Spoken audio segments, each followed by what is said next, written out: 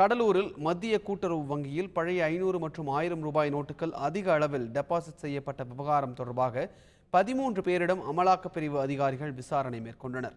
பழைய 500 மற்றும் 1000 ரூபாய் நோட்டுகள் செல்லாது என்ற மத்திய அரசின் அறிவிப்பிற்கு பின் கடலூர் மாவட்ட மத்திய கூட்டுறவு வங்கி தலைமை அலுவலகத்தில் 5 நாட்களில் மட்டும் 51 கோடி ரூபாய் வரை டெபாசிட் செய்யப்பட்டதாக கூறப்படுகிறது.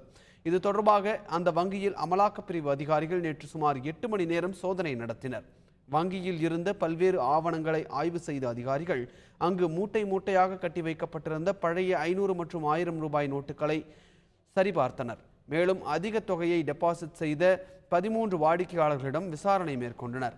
இதைத் தொடர்ந்து மத்திய கூட்டுறவு சங்கங்களின் மண்டல இணைப்பதிவாளர் அலுவலகத்திற்கு சென்று கூட்டுறவு வங்கியின் உதவி பொது மேலாளர் ஜெய்சங்கரிடமும் அமலாக்கப் பிரிவு அதிகாரிகள் விசாரணை நடத்தினர்.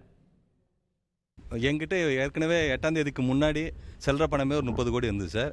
இதில் ஒரு 51 கோடி நாங்கள் வசூல் பண்ணது.